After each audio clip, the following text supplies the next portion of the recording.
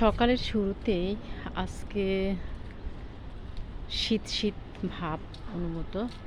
তো চিন্তা করলাম যে কলেজ কিছুদিনের জন্য শীতকালীন বন্ধ। আজকে সময় হলো, ছাদে আসলাম।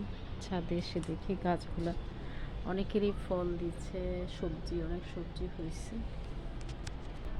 লাউ গাছে অনেক লাউ লাউ ধরছে। আসলে যত্ন করলে, বলে না যে যত্ন করলে রত্ন মেলে, ঠিকই কথা। যত্ন করে আমাদের মালিক। সময় হয়ে ওঠে না ছাদে আসার, তো আজকে বন্ধ পেলাম, চলে আসলাম ছাদে। একই কাজে দুইটা কাজ হয়ে গেল। একটা হলো রোদ খাওয়া সকালের, ভিটামিন ডি, আর একটা হলো ছাদ বাগান ঘুরে দেখা।